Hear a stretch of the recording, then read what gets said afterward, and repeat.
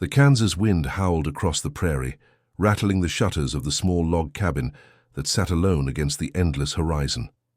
Inside, Ayanna Morrison moved through rooms that felt too quiet, too still, as if the very walls were holding their breath. 3 weeks had passed since Jacob's death, and the silence had become unbearable. Ayanna was 26 years old. With long black hair she kept braided down her back, and dark eyes that had learned to hide pain behind careful composure. She was Apache, born to the Chiricahua people in the Southwest Territories, though her life had taken an unexpected turn 7 years ago when she met Jacob Morrison at a trading post near Fort Land. She stood now at the window, looking out at the land Jacob had worked so hard to cultivate. The small vegetable garden he had planted that spring was beginning to wither without his care. The barn where he had kept their 2 horses and small collection of chickens needed repairs he would never make. Everything spoke of incompleteness, of a life interrupted. Jacob had been 42 when he died, 16 years older than Ayanna. He had been a quiet man with kind blue eyes and steady hands, a former soldier who had left the military to become a homesteader. When they married, the nearby town of Cedar Ridge had not welcomed the union. A white man marrying an Apache woman was scandalous enough, but Jacob had never seemed to care what others thought. He had built this cabin for them, far enough from town that they could live in peace. Now Ayanna faced a difficult decision. Without Jacob, she had no real place here. The townspeople had barely tolerated her presence when her husband was alive. Already she had received visits from men suggesting she should sell the land and leave. Some had been polite but firm. Others had been less kind, their words carrying barely concealed hostility. Her own people, the Apache, were scattered now, many confined to reservations or pushed further west by the relentless expansion of settlers. Ayanna had not seen her family in 7 years. She wondered if they would even accept her return, if they would see her as Apache anymore, or as someone who had chosen the white man's world. The practical part of her mind said she should leave, return to her people, or travel west to one of the territories where mixed families were more common. But something held her here, something beyond the pain of leaving the home she had built with Jacob. She felt as if there were unfinished business, though she could not name what it was. That morning, Ayanna had decided to clean the cabin thoroughly before making her final decision. It would be an act of respect, a way of honoring the life she and Jacob had shared. She started in their bedroom, washing linens and organizing Jacob's few possessions. His clothes still carried his scent, and she found herself holding his worn work shirt against her face, allowing herself a moment of private grief. As she worked her way through the cabin, Ayanna noticed things that needed repair. A loose board near the fireplace, a crack in the plaster near the window. The wall in the small study where Jacob had kept his few books and papers had been damaged during a storm last winter, and he had never gotten around to fixing it properly. She stood in the study now, looking at that damaged wall. The plaster had crumbled in one section, revealing the wooden frame beneath. Jacob had promised to repair it, but then spring planting had consumed his time, and then he had fallen ill so suddenly that there had been no time for anything but caring for him in his final days. Ayanna made a decision. She would repair this wall herself. She would restore the cabin to its best condition, and then she would decide whether to stay or go. At least this way, if she left, she would leave behind something whole rather than broken. She gathered the tools Jacob had kept in the barn: plaster, wooden slats, a hammer, nails. The work would take several days, but she had time. She had nothing but time now. As the sun began to set, casting long shadows across the prairie, Ayanna started pulling away the damaged plaster, preparing the wall for repair. The work felt good, purposeful. Her hands, which had felt so useless in the weeks since Jacob's death, finally had something productive to do. But as she removed a larger section of broken plaster, her fingers touched something unexpected behind the wooden frame, something that felt like leather, tucked carefully into a hidden space between the wall's interior and exterior. Ayanna's heart began to beat faster. She carefully pulled away more plaster, revealing a leather-bound journal wedged tightly into the wall cavity. It had been placed there deliberately, hidden with care. With trembling hands, she extracted the journal and brushed away the dust. On the first page, in Jacob's careful handwriting, were words that made her breath catch. To Ayanna, my beloved wife, if you are reading this, then I am gone, and there are truths I must finally tell you. Forgive me for my silence. Forgive me for my secrets. This is my confession." Ayana sat on the floor of the study, the leather journal heavy in her hands. The lamp beside her cast flickering shadows on the walls as night settled over the prairie. Outside she could hear the wind moving through the tall grass and the distant cry of a coyote. Inside there was only silence and the sound of her own breathing. She opened the journal carefully, afraid of what she might find, yet unable to stop herself from reading. Jacob's handwriting was neat and deliberate, the words of a man who had chosen each one with care. The first entry was dated 5 months before his death, around the time he had begun showing the first subtle signs of the illness that would eventually take him. Ayana had thought those early symptoms were just exhaustion from hard work. Now she wondered if Jacob had known even then that something was seriously wrong. "I write this knowing I may not have much time left," the entry began. "The doctor in Abilene confirmed what I suspected during my last trip there. The consumption that took my first wife may now be taking me as well. I have perhaps a year, maybe less. I have not told Ayana because I cannot bear to see the light leave her eyes. She has already endured so much." Ayana's hand went to her mouth. Jacob had known he was dying. For months he had carried this knowledge alone, while she had remained oblivious, believing his cough was temporary. His fatigue was from work. His weight loss was from the heat of summer affecting his appetite. She read on, tears blurring her vision. "There are things Ayana does not know about me, things I should have told her long ago, but could not find the courage to speak aloud. I am a coward in this, though I have tried to be brave in all other ways.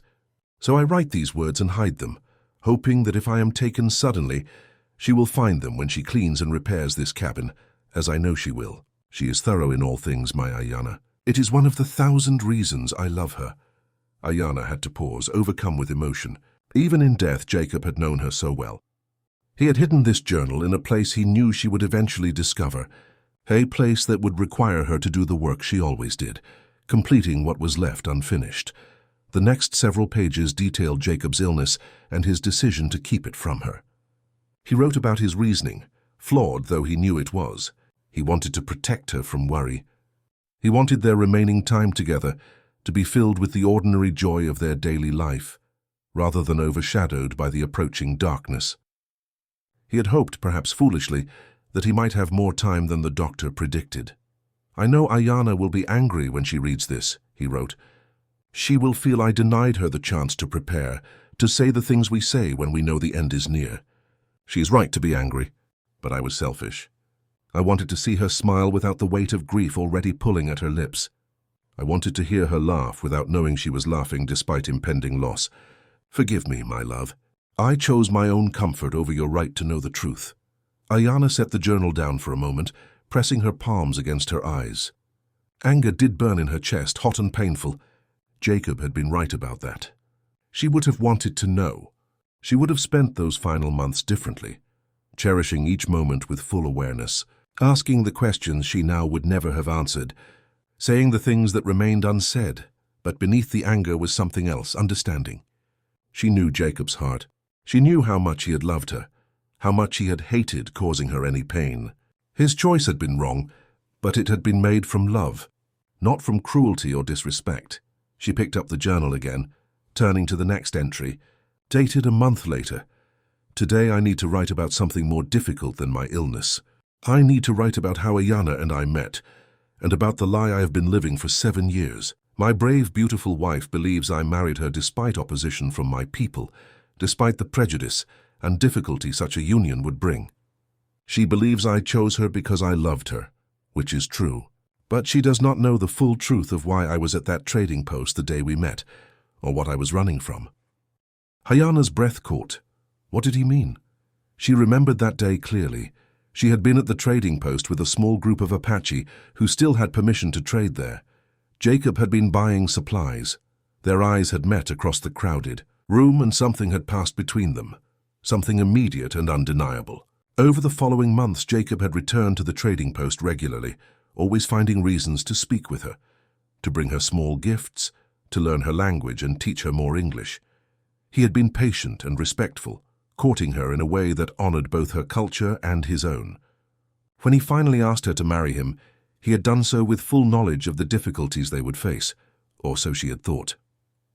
I was a deserter, Jacob's confession continued, the words stark on the page.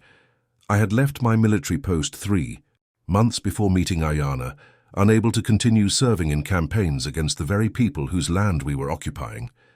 I had been part of operations against Apache settlements, and I had seen things that haunted my dreams and destroyed my faith in what we were doing. Ayana's hands began to shake. She read the words again, unable to fully process them. I never told Ayana that I had been a soldier fighting against her people. I let her believe I had left the military years earlier, that my service had been far away in other conflicts. The truth is that I left because I could no longer participate in the injustice I witnessed. But that does not erase what I did before. My conscience finally spoke loudly enough for me to hear it. The room seemed to spin around Ayana. Jacob, her gentle husband who had never raised his voice in anger, who had treated her with such respect and tenderness, had been a soldier in the campaigns against the Apache. He had potentially been part of the very forces that had driven her people from their lands, that had destroyed villages and separated families. She wanted to throw the journal across the room, to scream at the walls, to rage against this revelation, but she forced herself to keep reading, to understand the full truth before she allowed herself to react. When I met Ayana, Jacob wrote, I saw in her eyes the same humanity I had finally learned to see in all the Apache people I had been taught to view as enemies. She was kind, intelligent, strong and beautiful. But more than that, she represented a chance for redemption I had not known I was seeking. If I could love an Apache woman, if I could build a life with her based on respect and partnership, perhaps I could in some small way atone for the wrongs I had participated in. Ayana felt tears streaming down her face now, hot and angry. Had Jacob married her out of love or out of guilt? Had she been a means to his redemption rather than a person he valued for herself? Ayana did not sleep that night. She sat in a study, the journal open before her, reading and rereading Jacob's words as the lamp burned low and the darkness outside deepened into the profound black of a prairie night far from any other lights. As dawn began to paint the eastern horizon with pale grey light, she finally turned to the next entry, dated 2 weeks after the previous one. Her eyes burned with exhaustion and tears, but she needed to understand. She needed to know the whole truth, no matter how much it hurt. I must continue my confession, Jacob had written, though every word feels like a stone I am placing on Ayana's shoulders. But she deserves the truth, all of it, even if that truth changes how she remembers me. The entry went on to describe Jacob's last months in the military.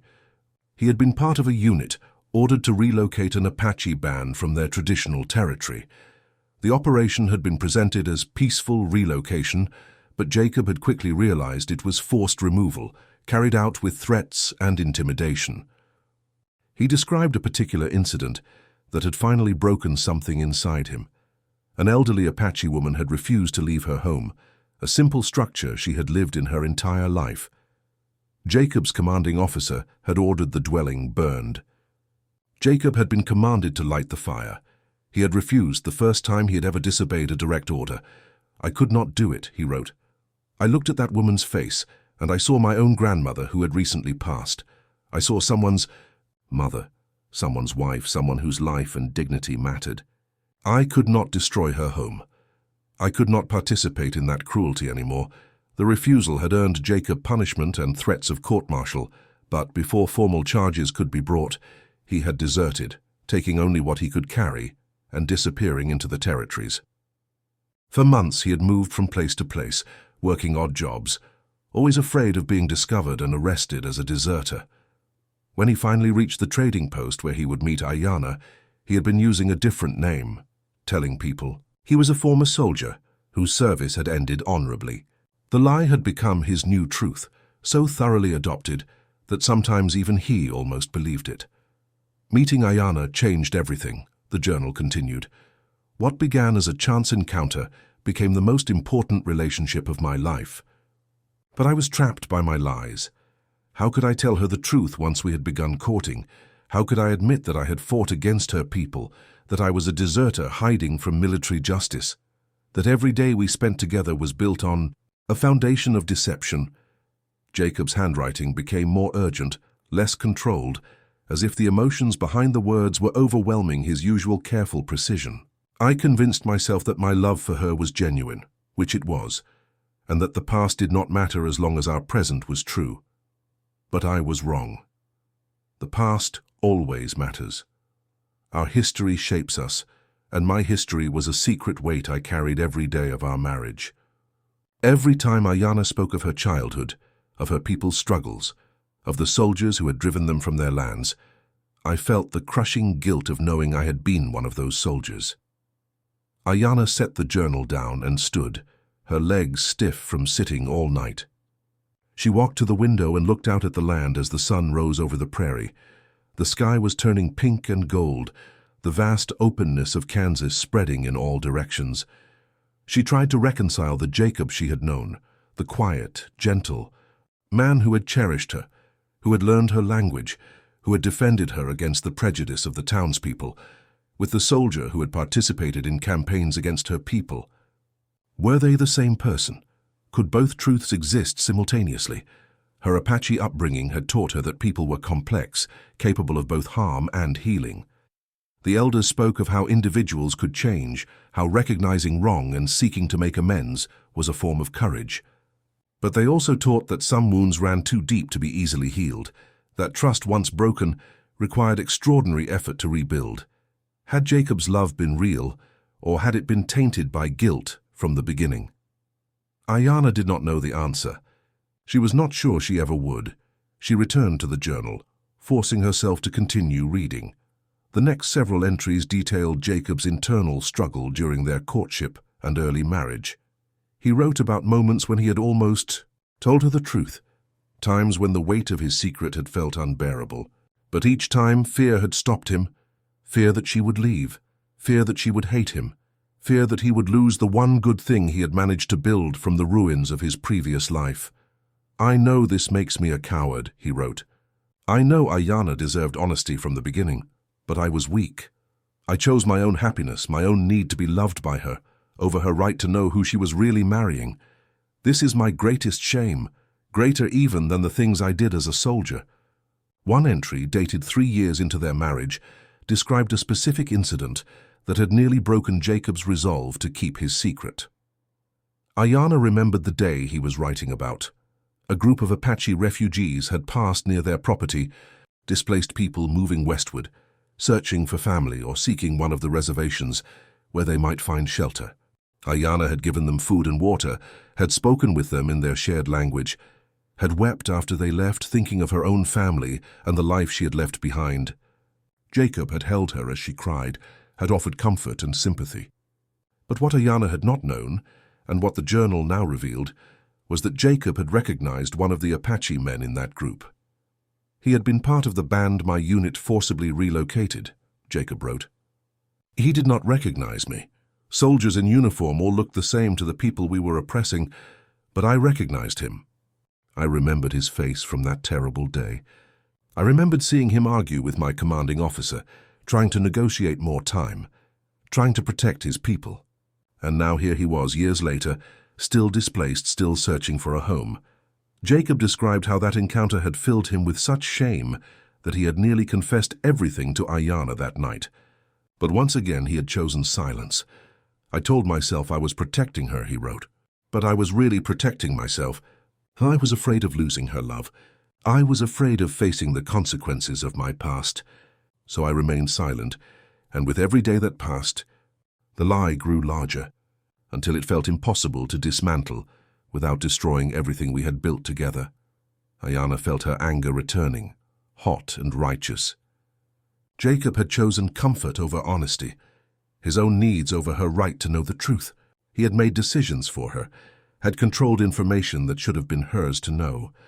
Even if his love had been genuine, and she was increasingly uncertain about that, he had denied her agency in their relationship. She thought about the Apache man Jacob had recognized, about the pain and displacement her people had endured. Jacob had participated in that suffering, and then he had kept silent about it, allowing Ayana to love him without knowing what he had done. But as the morning light strengthened and the prairie birds began their songs, Ayana forced herself to keep reading. Whatever Jacob had written, he had written for her to find. He had wanted her to know the truth, even if he had lacked the courage to tell her while he was alive. The least she could do was read his full confession before deciding how to feel about it. The days that followed were strange and disorienting for Ayana. She continued her work cleaning and repairing the cabin, but now every task felt weighted with new meaning. Each item she touched, each room she entered, reminded her of Jacob and the secrets he had carried. She read the journal in pieces, unable to process more than a few pages at a time. The revelations were too heavy, too complex to absorb all at once. Between reading sessions, she worked on the damaged wall, plastering and smoothing, restoring what had been broken while simultaneously feeling like her own foundation was crumbling. One afternoon, as she worked on repairing a section of fence that had come loose during a recent storm, her nearest neighbor approached on horseback.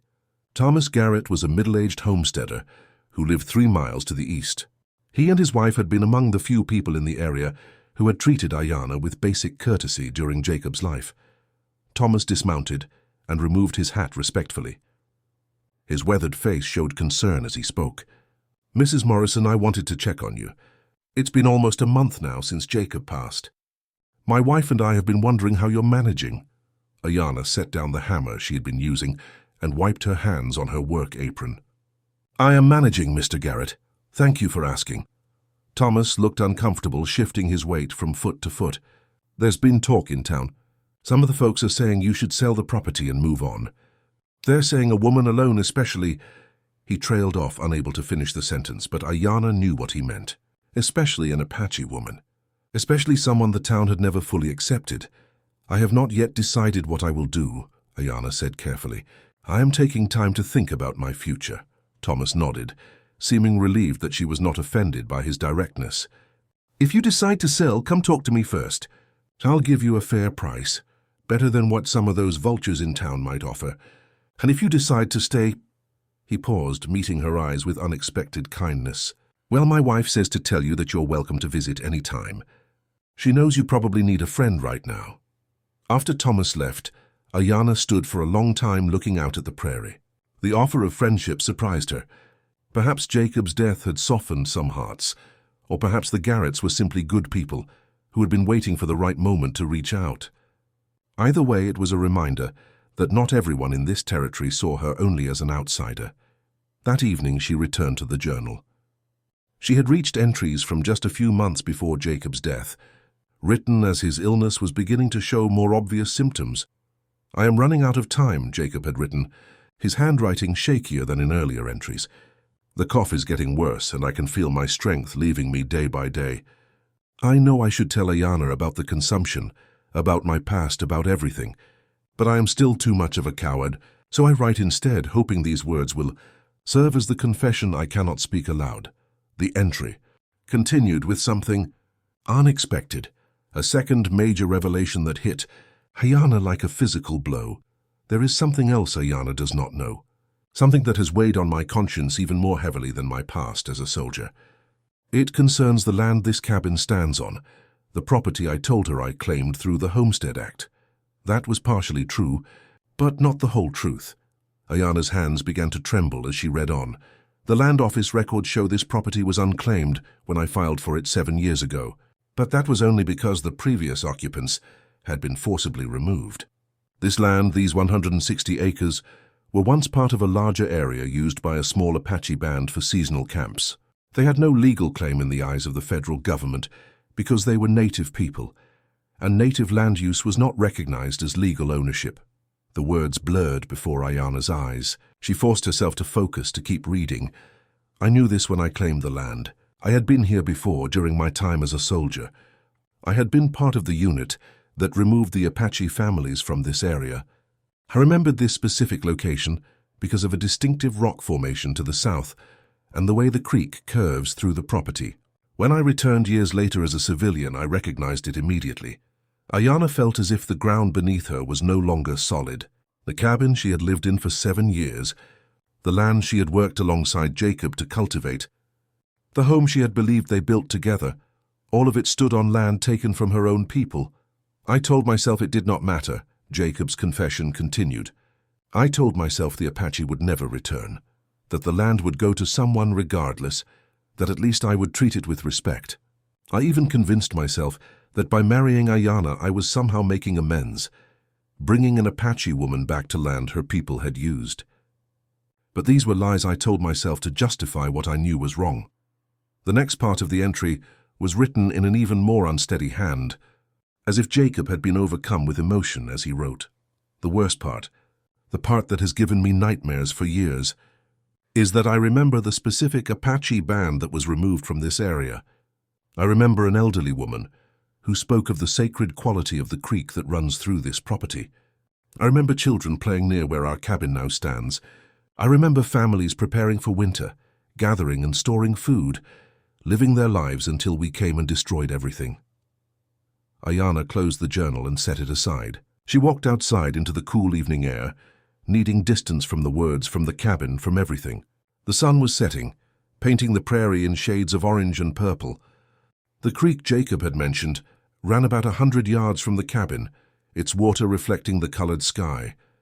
She walked to the creek and knelt beside it, placing her hands in the cool water.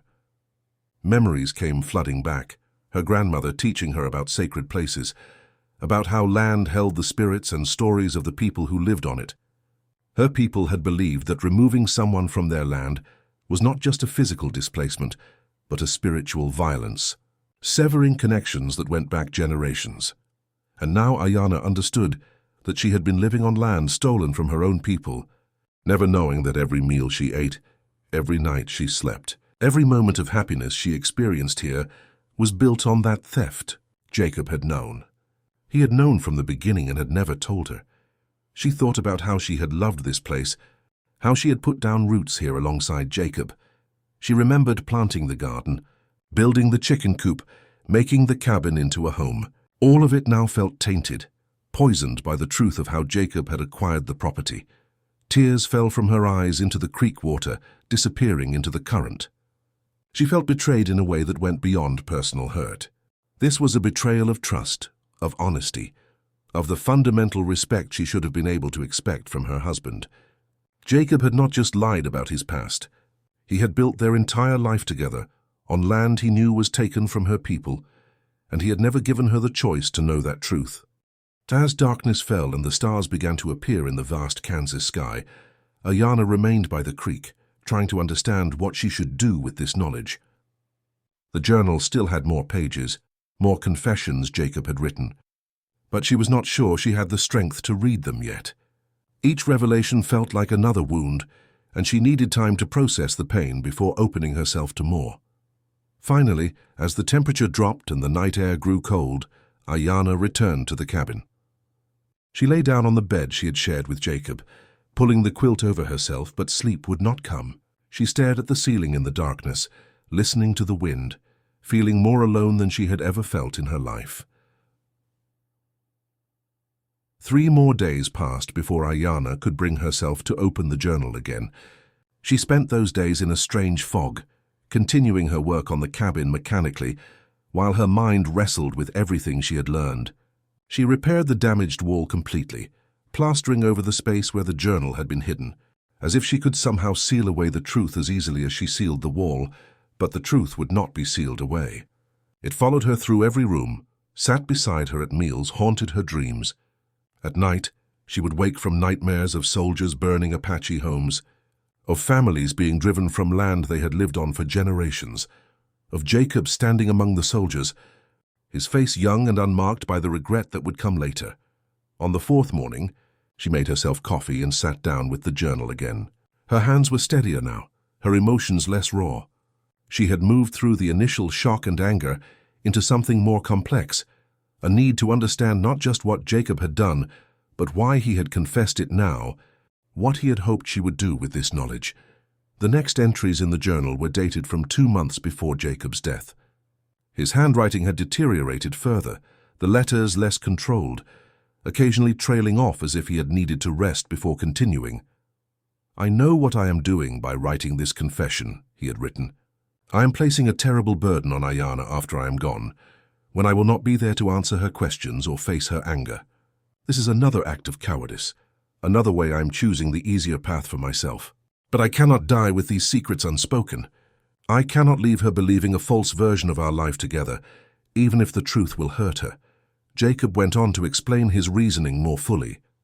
He wrote that he had considered telling Ayana the truth many times during their marriage, but had always talked himself out of it. He had feared her reaction, feared losing her, feared destroying the happiness they had built together. But as his illness progressed and he realized he had limited time remaining, the weight of his secrets had become unbearable. I thought about taking these truths to my grave, he wrote. It would be easier for everyone. Ayana could remember me as she knows me now, without the complications of my past. She could continue living in this cabin without knowing its history. But that would be another lie, another decision I made for her, rather than giving her the information she needs to make her own choices.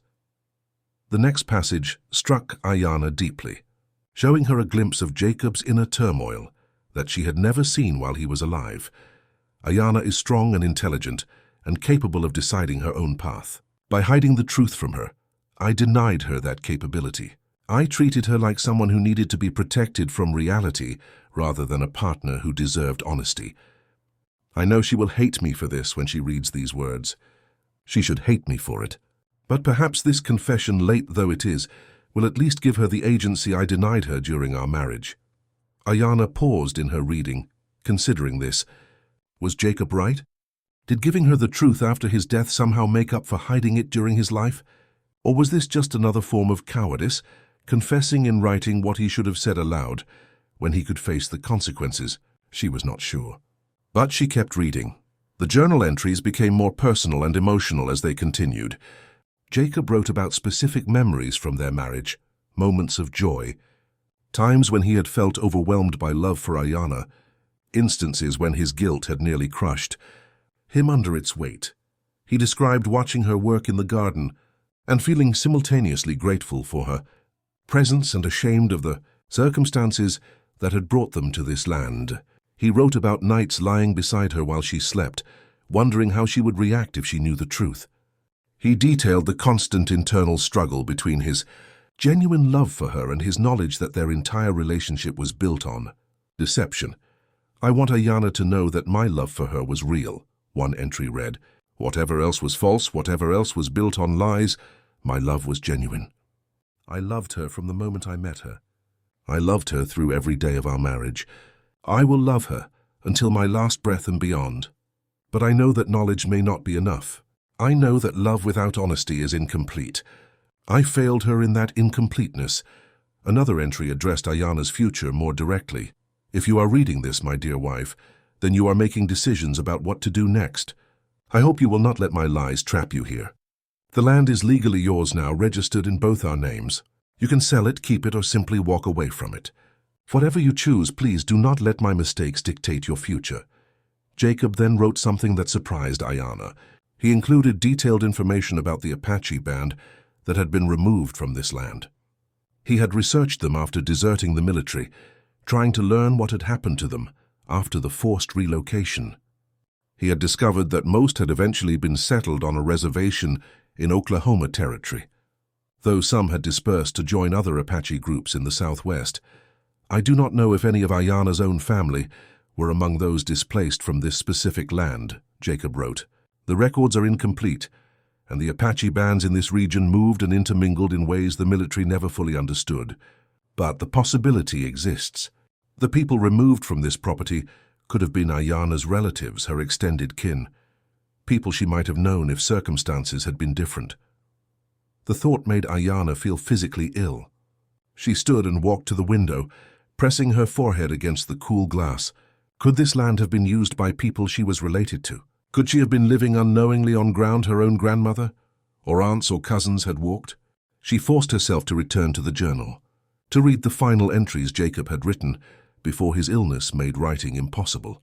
I have one more confession to make, Jacob wrote in an entry dated just 3 weeks before his death. This one is different from the others. It is not about something I did wrong, but about something I want to do right, even though it is far too late. He explained that he had saved money over the years, keeping it in a bank in Abilene under his own name. It was not a large sum, but it was substantial enough to give Ayana options. He provided the details of the account and the documentation she would need to access it. "This money is yours, Ayana. I saved it for your future. If you decide to leave this place, it will give you the means to travel, to start over wherever you choose. If you decide to stay, it will help you maintain the property or make improvements. And if you decide you want to try to find your family, your people, it will fund that journey." The final entry in the journal was dated 1 week before Jacob died. His handwriting was barely legible, each letter clearly requiring tremendous effort. "My time is very short now. I can feel death approaching. I'm afraid, but I'm also grateful for the years I had with Ayana. She made my life beautiful in ways I did not deserve. I hope she will find it in her heart to forgive me eventually, though I will not blame her if she cannot. I hope she will remember the good times alongside the bad, the truth alongside the lies. Most of all, I hope she will be free. Free from the burden of my mistakes. Free to choose her own path. Free to live the life she deserves without the weight of my past holding her down. I love you, Ayana. I am sorry, please forgive me if you can, but do not let that forgiveness trap you. Be free." The journal ended there. The remaining pages were blank. Ayana closed the journal and held it against her chest, rocking slowly back and forth. The morning sun streamed through the window, illuminating dust motes that danced in the light. Outside, she could hear the chickens clucking in their coop and the horses moving in the barn. Everything seemed so ordinary, so normal, while inside her a storm raged. She thought about forgiveness, about what it meant and what it required. In her Apache upbringing, forgiveness was not simple or automatic. It required acknowledgement of harm, genuine remorse, and most importantly, changed behavior that demonstrated the remorse was real. Jacob had shown remorse in his writing, but he had not changed his behavior during his life. He had continued the deception until death made confession through writing his only option. Could she forgive him? Did she even want to? Ayana spent the rest of that day walking the property, seeing it with new eyes. She followed the creek to its source at the northern edge of the land, then walked the entire perimeter, marking in her mind where the boundaries lay. This was her land now, legally hers, but acquired through theft and deception. What did ownership mean when it was built on such foundations? She found herself standing near the distinctive rock formation Jacob had mentioned in his journal, a cluster of large stones that jutted up from the prairie like ancient sentinels. She imagined Apache families camping here, children playing among these rocks, elders telling stories as the sun set. She imagined her own people, perhaps her own relatives, being forced to leave this place, carrying what they could, and leaving behind everything else. As the sun began to set and shadows lengthened across the prairie, Ayana made a decision. She would go to town tomorrow. She would access the money Jacob had left her, and then she would begin the process of deciding not what Jacob wanted her to do, but what she herself wanted, what felt right in her own heart and mind. That night, for the first time since finding the journal, Ayana slept deeply. In her dreams, she saw Jacob's face, young and frightened, standing among soldiers. She saw him older, sitting by their fireplace, his face marked by guilt he thought he hid.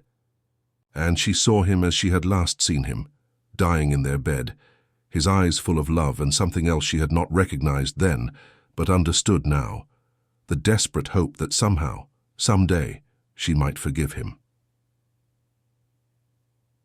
The town of Cedar Ridge sat, 12 miles south of Ayana's cabin, a collection of wooden buildings clustered around a main street of packed dirt. As she rode into town the next morning on one of the horses Jacob had left her, Ayana felt the familiar weight of unwelcoming stares. The townspeople watched her pass with expressions ranging from curiosity to hostility, though most simply looked away, pretending not to notice her presence. Ayana had learned long ago to hold her head high in the face of such treatment. She tied her horse outside the general store and went inside, where Martha Henderson stood behind the counter. Martha was one of the few people in town who had been consistently civil to Ayana, though their interactions had always been purely transactional. "Mrs. Morrison," Martha said, her tone neutral but not unkind, "we haven't seen you in town since the funeral. How are you managing?" "I am well enough," Ayana replied. I need some supplies, and I also need directions to the telegraph office." Martha raised an eyebrow slightly, but did not ask questions. After Ayana had selected flour, coffee, and a few other necessities, Martha gave her directions to the telegraph office, which was housed in the same building as the postal service at the far end of the main street. As Ayana prepared to leave, Martha did something unexpected. She reached across the counter and briefly touched Ayana's hand. "I know folks in this town weren't always kind to you and Jacob. I'm sorry for that. If you need anything, or if anyone gives you trouble, you come find me." The kindness, unexpected as it was, brought tears to Ayana's eyes. She nodded her thanks, unable to speak, and left the store. At the telegraph office, Ayana composed a message to the bank in Abilene that Jacob had mentioned in his journal. She provided the account information and requested details about accessing the funds. The clerk, a young man who could not quite meet her eyes, took her money and assured her that a response should arrive within a few days. Her business in town completed, Ayana was preparing to return home when she noticed a poster on the wall outside the general store. It advertised an upcoming meeting of the Kansas Territorial Historical Society to be held in Abilene the following month. The meeting would include presentations on the history of native peoples in Kansas, including the Apache bands that had once lived in the region. Ayana stood staring at the poster for several long minutes. This might be an opportunity to learn more about the people who had been displaced from her land, to understand their story more fully.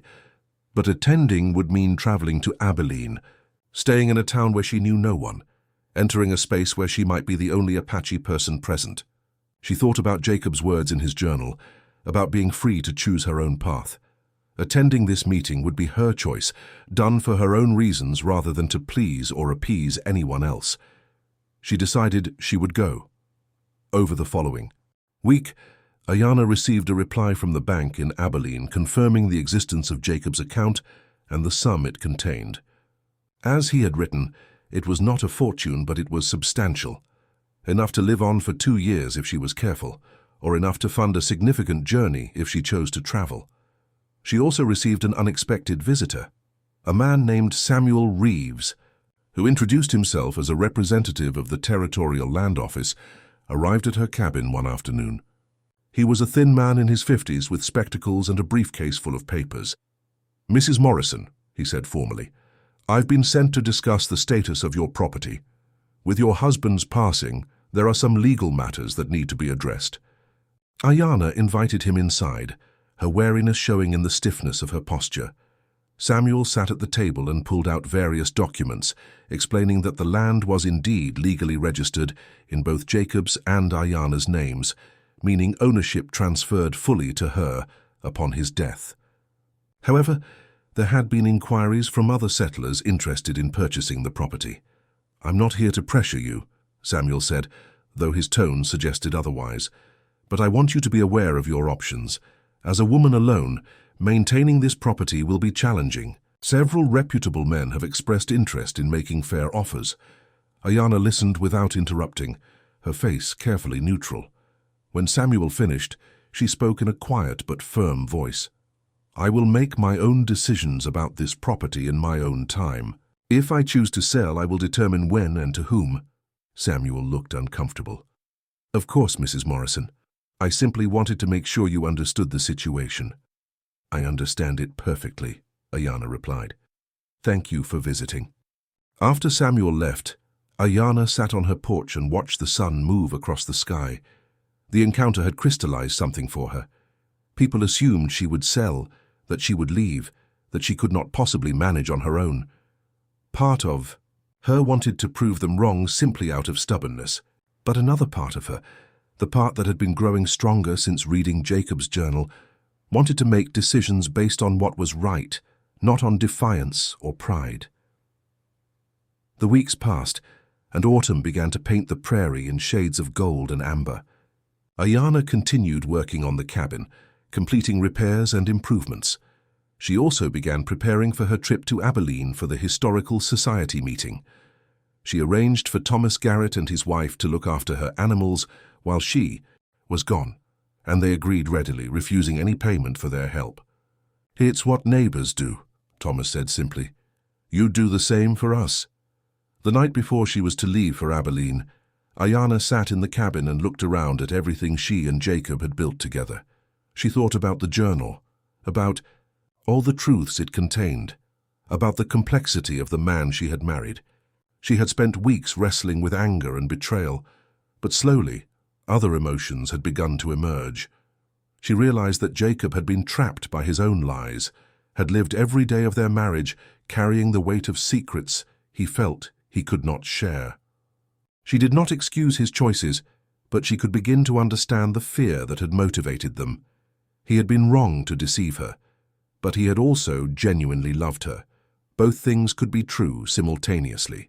Ayanna was not ready to forgive Jacob completely. Perhaps she never would be, but she was beginning to understand that forgiveness was not an all-or-nothing proposition. She could acknowledge the harm he had caused, while also recognizing the good in their years together. She could be angry about his deception, while also grateful for the ways he had loved her. As she packed her bag for the journey to Abilene, Ayanna realized something important. Reading Jacob's confession had been painful, but it had also freed her in unexpected ways. She no longer had to navigate a relationship built partly on lies. She could see her past clearly now, understand the full context of her marriage, and make decisions about her future, with complete knowledge of where she had been. The next morning, as dawn broke over the prairie, Ayanna mounted her horse and began the journey to Abilene. The autumn air was crisp and clear, and the endless Kansas sky stretched above her in shades of pink and gold. She felt, for the first time since Jacob's death, a sense of possibility opening before her. She did not know what she would learn at the Historical Society meeting. She did not know what decisions she would ultimately make about the land, about her future, about whether to seek out her Apache family or build a new life among the settlers. But she knew she would make those decisions freely, with full knowledge of the truth, guided by her own wisdom and values, rather than by anyone else's expectations or deceptions. The road stretched ahead, and Ayanna rode forward to meet whatever awaited her. Abilene was larger and more bustling than Cedar Ridge, with brick buildings, paved streets, and the constant activity of a growing town. Ayanna arrived in the late afternoon and found lodging at a modest boarding house run by a widow named Mrs. Ellen Cartwright, who asked few questions and treated Ayanna with professional courtesy if not warmth. The Historical Society meeting was scheduled for the following evening, giving Ayanna a full day to explore the town and attend to practical matters. She went first to the bank Jacob had mentioned, where she presented the documentation he had left her. The banker, a stern man named Mr. Williamson, examined the papers carefully before confirming that the account was legitimate and the funds were available to her.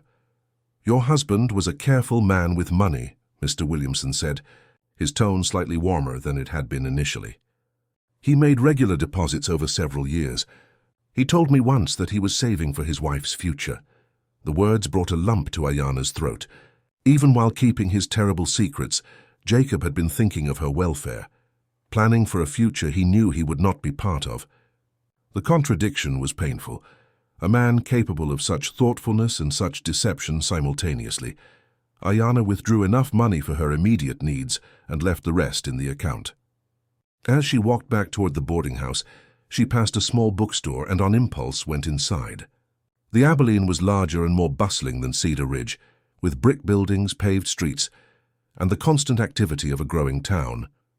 Ayanna arrived in the late afternoon and found lodging at a modest boarding house run by a widow named Mrs. Ellen Cartwright, who asked few questions and treated Ayanna with professional courtesy if not warmth.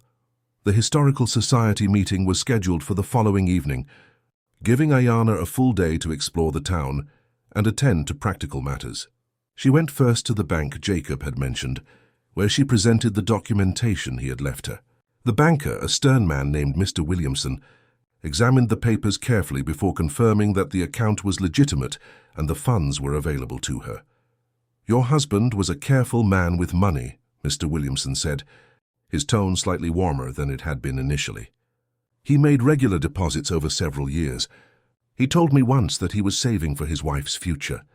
The words brought a lump to Ayanna's throat. Even while keeping his terrible secrets, Jacob had been thinking of her welfare, planning for a future he knew he would not be part of. The contradiction was painful. A man capable of such thoughtfulness and such deception simultaneously. Ayana withdrew enough money for her immediate needs and left the rest in the account. As she walked back toward the boarding house, she passed a small bookstore and on impulse went inside. The proprietor, an elderly man with kind eyes, greeted her warmly and asked if he could help her find anything. "Do you have books about the Apache people?" Ayana asked. The old man's eyes widened slightly with interest rather than judgment. "I have a few volumes. Some are written by scholars, others by missionaries. I should warn you that they vary greatly in accuracy and respect." He paused, studying her face. "Are you researching for personal reasons?" "Yes," Ayana said simply. He led her to a shelf and pulled down 3 books, then added a 4th. This last one was written by an Apache man who learned to write in English. "It's the only one I trust to tell the truth of the Apache experience. The others are interesting but should be read with caution." Ayana purchased all 4 books, grateful for the man's honesty and lack of condescension. She spent the rest of the afternoon in her boarding house room, reading by the window as the sun moved across the sky. The books written by outsiders were exactly as the bookseller had warned, filled with assumptions, misunderstandings, and occasionally outright prejudice. But the 4th book, written by an Apache man named Nietzsche, spoke with a voice that resonated deeply with her own experience. Nietzsche wrote about displacement, about the pain of being forced from ancestral lands, about the struggle to maintain Apache identity and dignity in the face of overwhelming pressure to assimilate. He wrote about families torn apart, about children taken to boarding schools, about elders dying far from the land they loved. But he also wrote about resilience, about the Apache people's determination to survive, about the ways they adapted while trying to preserve what was most important of their culture. As Ayana read, tears streamed down her face.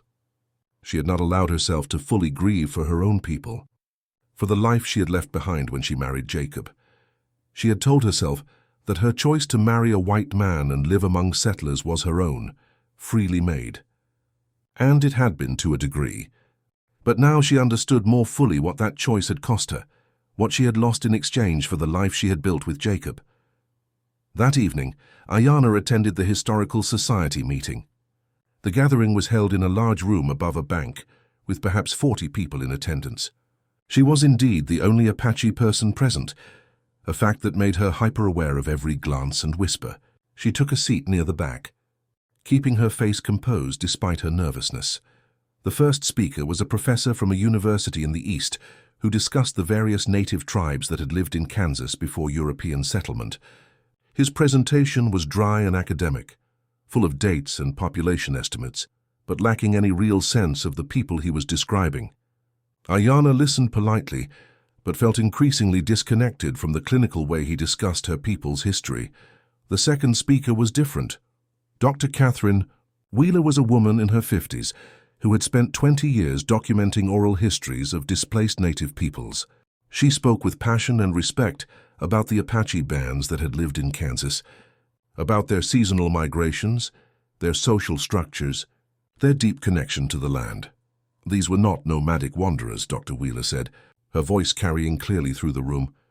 They were people with sophisticated knowledge of their environment, with established territories, with generations of history tied to specific places.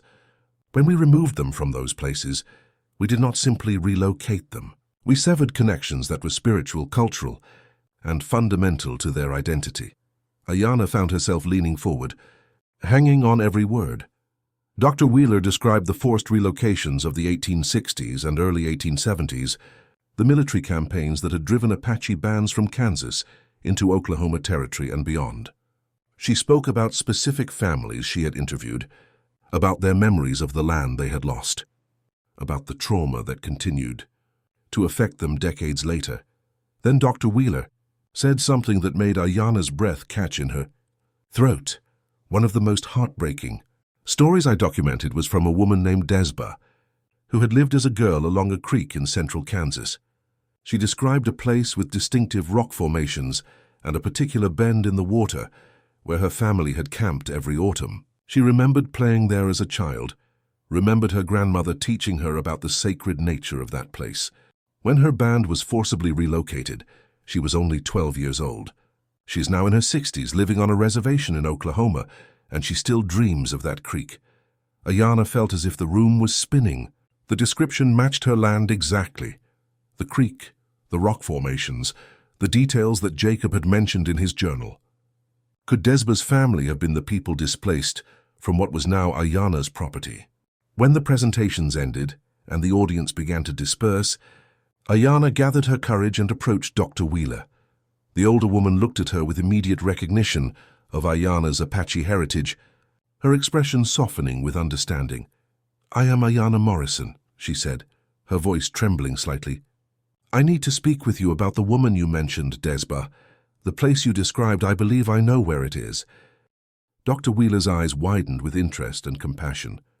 "Would you like to sit down? This sounds like an important conversation." They found chairs in a quiet corner of the now emptying room, and Ayanna told her story. She explained about her marriage to Jacob, about his death, about the journal she had found and the confessions it contained. She described the land, giving specific details about the creek and rock formations. She told Dr. Wheeler about Jacob's admission that he had been part of the unit that removed Apache families from that area. Dr. Wheeler listened intently, occasionally asking gentle questions, but mostly allowing Ayanna to speak. When Ayanna finished, the older woman sat in thoughtful silence for a moment before responding. "The Desba I interviewed is still alive," Dr. Wheeler said carefully. "She lives on a reservation in Oklahoma Territory, about a 4-day journey from here. I visited her last year and corresponded with her as recently as 3 months ago. If you would like, I could write to her about you, about your situation. I cannot promise how she would respond, but I believe she would want to know that someone is living on that land who cares about its history." Ayanna felt tears beginning to flow. "I would be grateful for that. I want to understand the full truth of where I have been living. I want to know the stories of the people who were forced to leave." Dr. Wheeler reached across and took Ayanna's hand. "What you are doing takes tremendous courage. Many people would prefer not to know these truths, would rather live in comfortable ignorance. But you are choosing to face difficult realities, and that speaks to great strength of character." They talked for another hour, with Dr. Wheeler sharing more details about her research and about Desba specifically. She described a woman who had endured tremendous hardship but had maintained her dignity and her connection to Apache traditions. She told Ayanna about Desba's children and grandchildren, about the family she had built despite displacement and loss. As they finally prepared to part, Dr. Wheeler gave Ayanna her address and promised to write to Desba immediately. "If she responds and agrees to meet you, I will let you know. This may take some time, but I believe it is worth pursuing." That night, back in her boarding house room, Ayanna sat by the window and looked out at the stars. She thought about Desba, a girl of 12 forced to leave her home, now a woman in her 60s still dreaming of a creek in Kansas. She thought about all the layers of pain and loss that the land she lived on contained: Desba's pain, Jacob's guilt, her own sense of betrayal and confusion. But she also felt something new emerging within her, a sense of purpose, a direction forward. She could not change the past. She could not undo the harm that had been done to Desba's family, or to her own people. She could not erase Jacob's lies or make his choices different. But she could choose how to move forward with the knowledge she now had. For the first time since finding Jacob's journal, Ayanna felt a glimmer of hope that maybe, somehow, there was a path forward that honored both her love for Jacob and her growing understanding of the injustice their life together had been built upon. She did not know yet what that path looked like, but she was beginning to believe it existed. As sleep finally came, Ayanna dreamed not of soldiers or betrayal, but of a creek flowing through Kansas prairie, of a young Apache girl playing among rocks, of water that had witnessed generations of life and loss, and that continued to flow regardless, carrying its stories forward into an uncertain but unfolding future.